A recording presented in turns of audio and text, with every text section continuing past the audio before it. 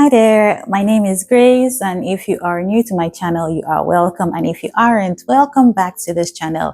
I make a lot of sewing related videos as well as sewing patterns, and once in a while I'm going to try to incorporate vlogs into my channel. So for today's video right here, I am going to be making a sew along video for my latest pattern, which is the Grace dress pattern. So the Grace dress pattern is a very beautiful summer friendly dress that is a maxi length, and obviously you could decide to make it a midi, whatever length you want to. You just have to shorten the skirts piece, and that is totally up to you. However, for this pattern right here, it is designed to be a maxi dress, and it has a Milkmaid front as well as a puff sleeve. The puff sleeve isn't as exaggerated as the Milkmaid top is. So the Milkmaid top has like a very big statement puff sleeves, and for the Milkmaid dress, it's just a very simple cottagecore vibe puff sleeve that you could put on your shoulder, or you can let go down as an off shoulder, with obviously like the ruching in front, as well as a center slit in front of the dress. I really do love the vibe the dress gives. I've made 2 already, and I'm so tempted to make a 3rd one. That is how much I actually love this dress. I really hope you enjoy this Milkmaid dress as much as I enjoyed making it for you. And if you want to get the pattern, the link is going to be in the description below. If you want to be the first person to know whenever I upload a new pattern, you could as well sign up to my newsletter down in the description box as well. There I usually send out messages or information about the latest designs I have, like behind the scenes, as well as sometimes a free pattern. So if you are interested in any of those things, then do check out the link in the description and sign up to my newsletter. Okay, without any further ado, let's just jump right into the video. So starting off, the pattern comes with general information as well as sewing instructions. Then it also comes with A4 paper size, US letter paper size, and A0 paper size. So let's just jump right into the video. So first of all, we're going to start off with the bodice. So we're going to start off by placing the right side of the center front and the side front pieces together, and you're going to pin like so. Then after you pin, you're going to sew using a 1/2 inch seam allowance. Then you're just going to place the side back piece to the side front piece, having right sides facing each other, pin and sew using a 1/2 inch seam allowance. So what I decided to do was to go ahead to pin all the pieces together before going to the sewing machine to just sew all at once. The side front and the side back has been pinned together. We're going to pin the center back and the side back pieces together, having right sides facing each other.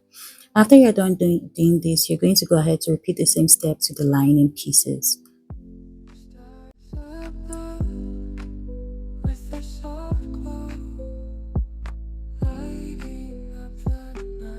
So now that is done, you're going to iron the seams open like so. You start off by ironing the wrong sides first, then you turn it over, then iron the right side as well.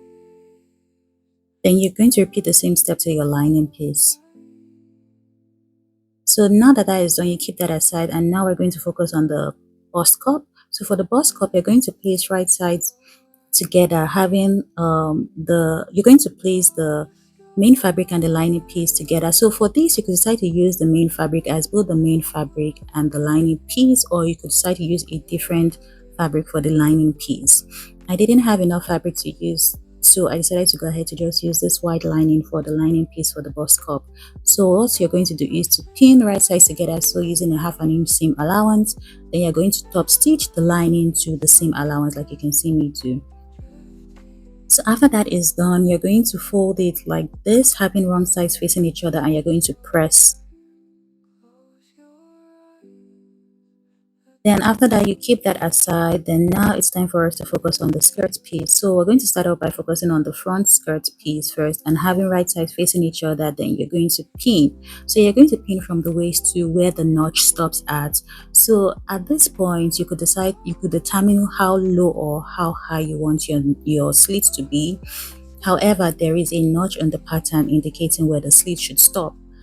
So after doing that, you're going to place the front and back pieces together, having right side facing each other, and you're just going to pin and sew using a 1/2 inch seam allowance.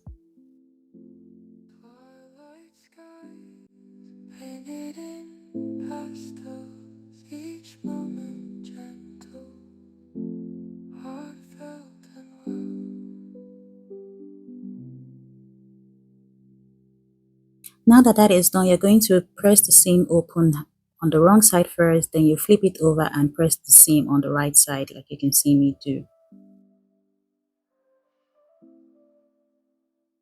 So after doing that, the next step is to hem the sides, the slits hem.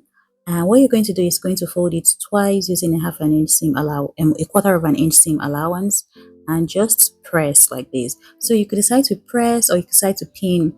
I figured that pressing was just easier for me to do, so I pressed it first, then I went ahead to go sew it on the sewing machine.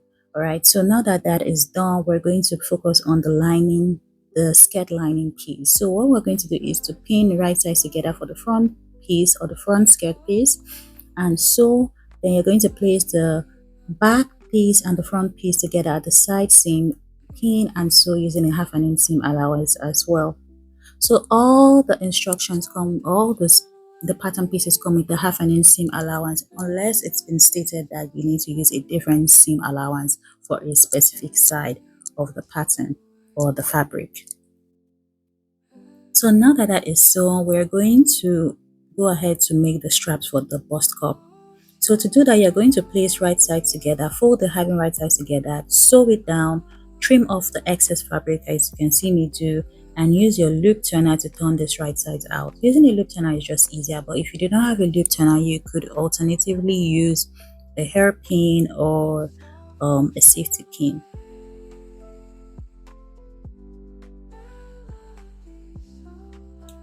So now moving back to the bust cup, we are going to fold the inner part of the bust cup inwards using a half an inch seam allowance, press and sew it down in place. So after that is done, we're going to fold the bust cup like this, having wrong sides facing each other. Then you're going to sew the top part to create a casing for the strap to go in, and the top part is going to be sewn using a half an inch seam allowance because that is what you need. You need about a half an inch spacing to have your strap pass through the casing. So after that is done, the next step is to create gathers at the bottom part of the bust cup. So after you've done creating the gathers, or you're going to create the gathers by using a basting stitch, which is a loose stitch.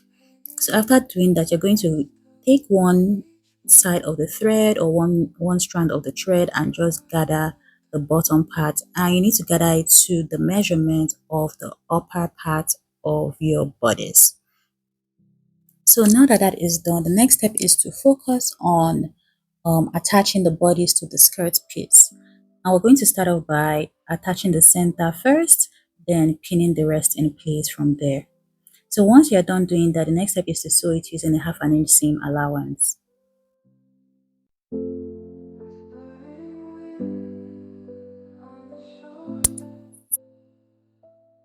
Now that that is sewn, we're going to open the seam by ironing it like so. Then go ahead to press it at the right side as well. So now we're basically going to repeat the same step to the lining piece. So you're going to have the right side of the bodice and the skirt piece facing each other, and you're going to pin at the waistline and sew using a half an inch seam allowance.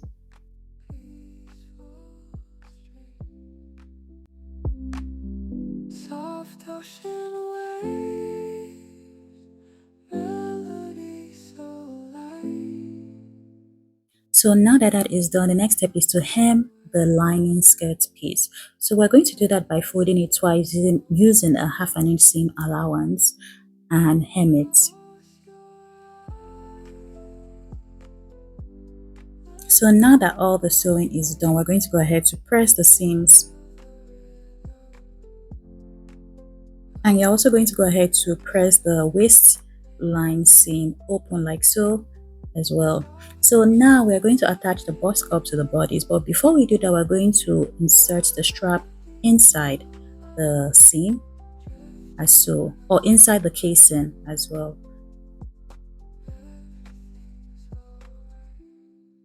So after inserting it in there, you're going to pin it down so that it doesn't come off before we attach the bust cup to the bodice piece. So in order for us to attach the bust cup to the bodice piece, what I like to do is to first place the inner part or the inner part or the center part of the bodice, the bust cup to the center part of the bodice itself. Then after doing that, as you can see, I'm going to mark half an inch on both sides of the side seam of the front bodice piece. So that's the underarm as well as the inner part. And the reason why I'm doing this is because you do not want to start placing your gathered bust cup at the top right there, because the top right there is your seam allowance and you don't want to have to sew your bust cup into your seam allowance. It's just going to look weird. So creating the mark and knowing where to place your gathered bust cup is very important. So once that has been determined, the next step is to pin the remaining parts of the bottom part of the bust cup to the bottom to the bodice, as you can see me do. As if you notice, there were still some excess fabric, so what I did was to just gather the remaining bust to the measurement of the bodice. So once you're done doing that, you're going to pin it and sew using a half an inch seam allowance. So now that I'm done sewing it, you're just going to go press it down, as you could see me do.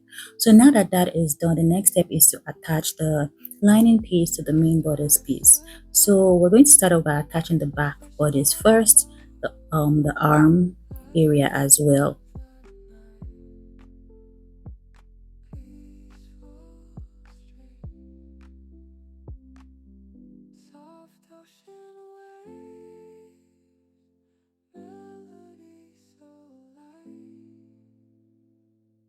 So now that that has been attached, now it's time to pin the lining to the body space around the bust area. So in order for you to do that, you would need to have the gathered bust cup in between, so basically sandwiched in between the lining and the main fabric, as you can see in the video.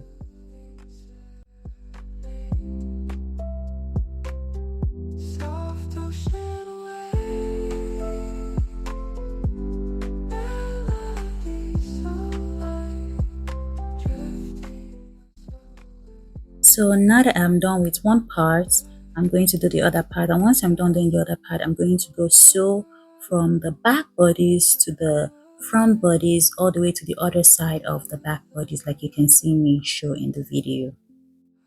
So when sewing, especially the bust area, you need to make sure that you're taking your time to do that part.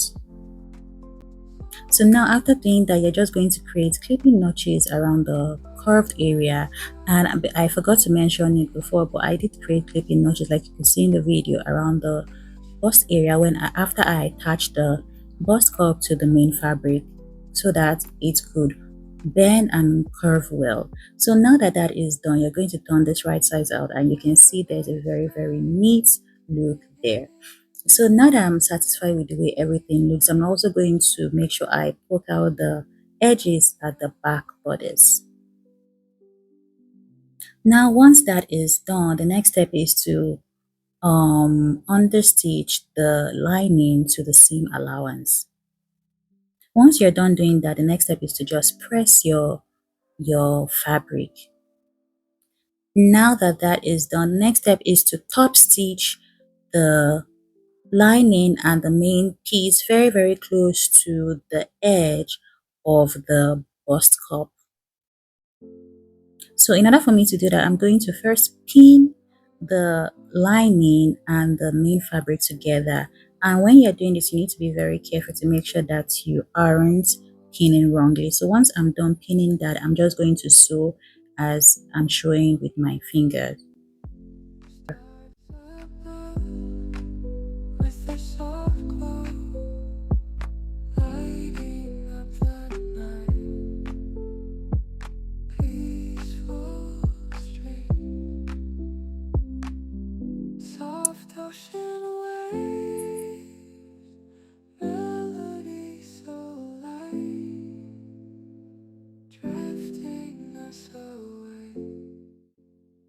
Now that that is done, the next step is to attach the zip to the back bodies. But before we do that, we want to make sure that we pin the lining and the main fabric the proper way so we don't have one side bulging and the other side looking wonky or weird. So once that is done, I'm going to place my zip having right sides facing upwards, and I'm going to number them and do the same thing for the bodice pieces as well. So after doing that, I tried on the dress and I realized that the dress was a little bit too big for me. So I went ahead to go mark 1 inch inwards from the center back. However, the pattern indicates that it should be a half an inch zip allowance. But apparently I must have lost some weight because yeah, I went ahead to go mark 1 inch inwards, and I am just pinning the right side of the zip to the right side of the fabric. And at this point, you want to make sure that you're pinning the side numbered 1 to the side number 1 of the zip to the side number 1 of the fabric.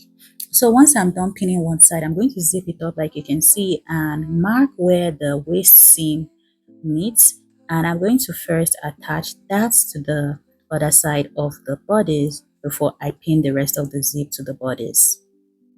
This just makes it easier and makes sure that one side of the zip isn't longer than the other side, so they are equally placed on both sides of the dress.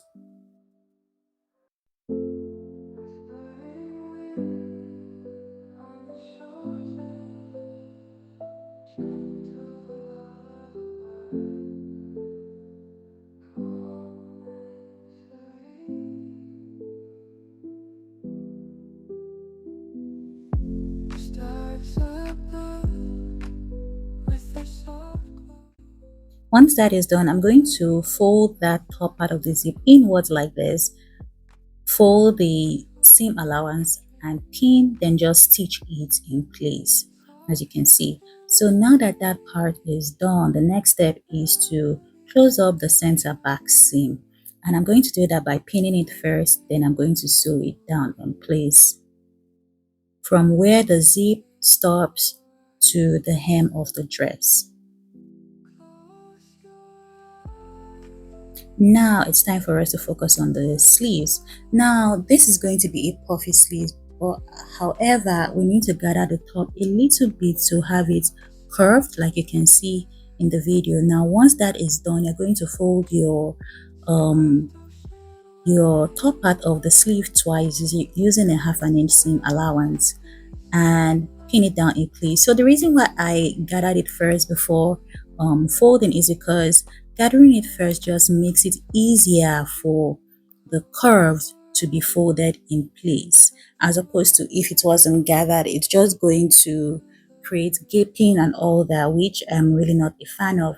And besides, you really wouldn't notice the gathers because you're going to insert an elastic band inside and the sleeves is going to be gathered eventually, so it still doesn't really matter. Now once that is done, we're going to repeat the same step to the hem of the sleeves by folding it twice using a half an inch seam allowance and pin it down, then sew it in place. But prior to us sewing it, I decided to go iron it first to just have it flat, then sew it down.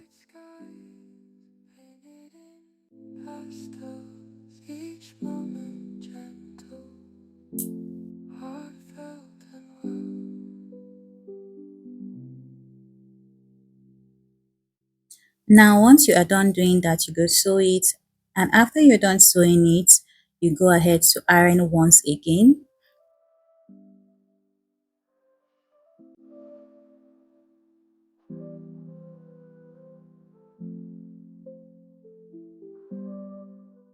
So now it's time for us to insert the elastic band. But prior to us inserting the elastic band, what you want to do is to take your elastic band and measure it around your arm, the biceps, and whatever measurement you get is what you're going to use for both the top and the bottom. Or you could decide to take the measurement for the top and take the measurement for your armhole area and use that too. Or you could also go ahead to use the estimated measurements indicated in the pattern.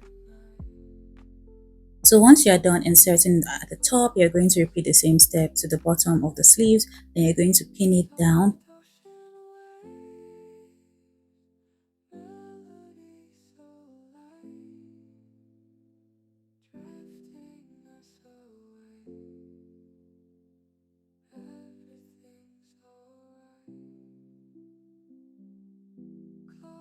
So after you're done pinning, you're just going to fold the having right sides facing each other. Then you pin the side seams together like so. Then you're just going to sew using a 1/2 inch seam allowance.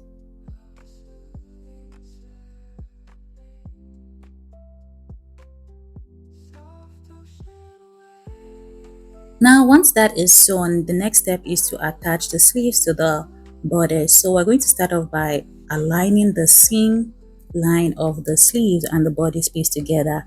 Then we are going to stretch out the elastic around that area and have it match from one point of the curve to the other point of the curve for the armhole, and you're just going to sew it down using about 1/4 inch seam allowance.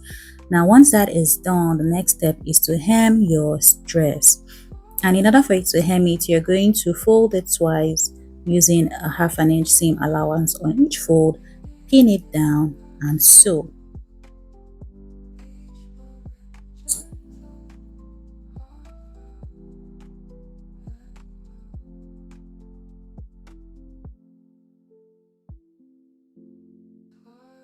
Now once that is done, we're just going to press, press, press.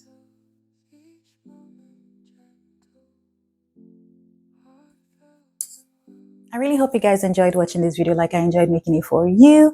And if you want to support this channel, the one way you could do that is by buying my patterns using the link in the description box. You could also give this video a huge thumbs up, subscribe to the channel, and all those things really do help support this channel. I'm trying my best to take my YouTube very seriously this year, so I'm putting it out there, and I'm going to try my best to honestly try my best to like upload videos once a week and see how that goes.